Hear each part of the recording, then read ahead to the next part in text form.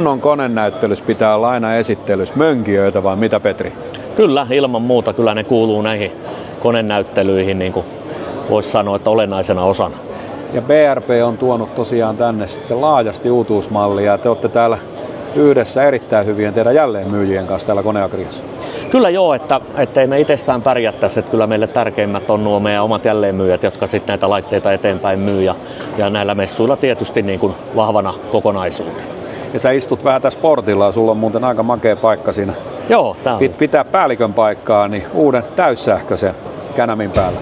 Joo, kyllä, eli tää on nyt tässä tänä vuonna esitelty tuote ja elokuussa saatiin tästä ensimmäiset viralliset speksit ja tuotteet näytille ja tosiaan ensimmäiset ihan asiakasversiot saadaan jo tämän vuoden puolen aikana, että että ei ole mikään konseptituote, vaan täysin valmis asiakastuote. Ja tämä on ihan maailmanluokan uutuus, niin otetaan kohta teidän jälleenmyyjien kanssa tästä enemmän, mutta sillä lailla BRP-konsernina ja toimijana niin globaalisti, niin tiivistäisi meille kaikkea, mitä niiden 3 kirjaimen taakse tänä päivänä kätkeytyy. No joo, eli mehän ollaan niin kuin monenlaisia näitä vapaa-ajan tuotteita ja toki niin kuin täälläkin on työorientoituneita laitteita, niin niiden valmistaja ja tietysti Suomen osalta maahantuoja ja tehtaita ympäri maailmaa, eli tietysti kaikkien koneiden sydämenä toimii edelleen Rotaxin voimanlähteet, että oli se sitten näitä sähköisiä tai polttomoottoreita, niin Rotaxi Itävallassa värkkää meidän moottorit ja sitten tehtaita on Kanadassa, Meksikossa, Jenkeissä ja sitten tietysti Rovaniemellä edelleen, missä moottorikelkkatehas pyörittää ja tekee Lynxin ja Skidon moottorikelkat. Eli siellä tehdään molemmat legendaariset kelkkamerkit, niin on Madei, Rovaniemi.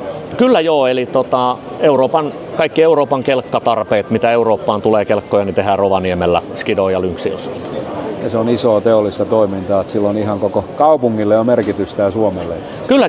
Kyllä se on hyvä, että täällä pysyy myös moottoriajoneuvovalmistusta ja tietysti se Rovaniemellä se ammattitaito on kova, kun niitä on siellä pitkään tehty ja on niin kuin puhutaan kelkkailun pääkaupunkina, voisi sanoa, että koko Euroopan pääkaupunkina. Niin. Oh.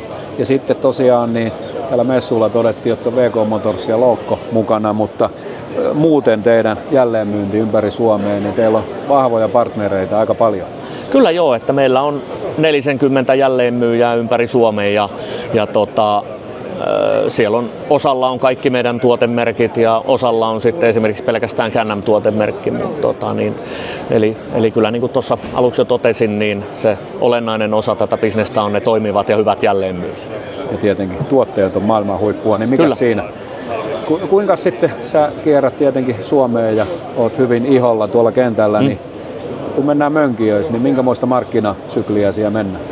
Joo, eli kyllähän tietysti vapaa-ajankoneiden puolella niin mönkijämyynti on nyt ollut monta vuotta isoa, eli kun niitä menee tuohon nuorisokäyttöön paljon, eli 15-vuotiaat kun voi mennä kouluun ja harrastuksiin, niin siellä on niinku, mönkijämarkkina on kohtuullisen iso. Ja sitten se toinen puoli on tämä ammattikäyttäjät ja tämmöiset, voisiko sanoa mökkikäyttäjät, kotikäyttäjät, mitkä ei niinkään paljon aja tiellä. Eli se on kuitenkin pysynyt siellä taustalla isona kokonaisuutena, missä käytetään ihan ammatillisessa käytössä tai tosiaan haetaan polttopuita tai muita. Eli se ei ole sinänsä muuttunut miksikään, eli markkinaa kyllä on.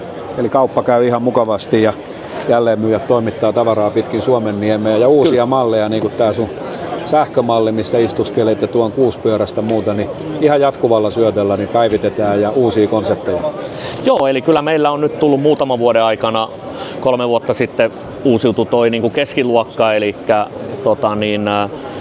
500 luokka siitä vähän ylöspäin, eli se uusiutui kokonaan ja nyt sitten vuosi sitten uusiutui kokonaan nuo isot, eli 1000-kuutioiset ja 850 merkinnällä olevat laitteet, eli 101 hevosvoimaan asti olevat tuotteet uusiutui nyt ja sitten tälle kaudelle tuli tämä sähköinen versio sitten ja sitten myös se 6-pyöräsosasto tuli siihen G3, eli siihen meidän uusimpaan tekniikkatyyppiin päivitty myös.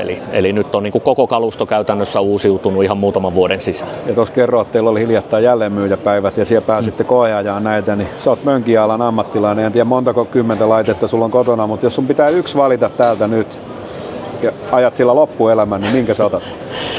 No, mä haluaisin sanoa ehdottomasti, että tämä, koska vaikka on lyhyt ajokokemus verrattuna näihin kaikkiin muihin tuotteisiin, niin kyllä mun käytössä tämä olisi niin kuin ehdottomasti se paras, että kotoa kuitenkin yksi sähköautokin löytyy, niin saisi samalla latailla ja ei tarvitsisi niinkään, varsinkin kun junioriosasto alkaa ajeleen tämän tyyppisillä laitteilla, niin ei tarvitse olla koko ajan bensarahaa lyömässä, että se saisi ihan omasta seinästä sitten. Siinä saa säästettyä. Saisi ladattua ja tuote on todella hieno ja monipuolinen tämä. Kyllä mä, nyt tässä kohdin mä taivun ehdottomasti tähän.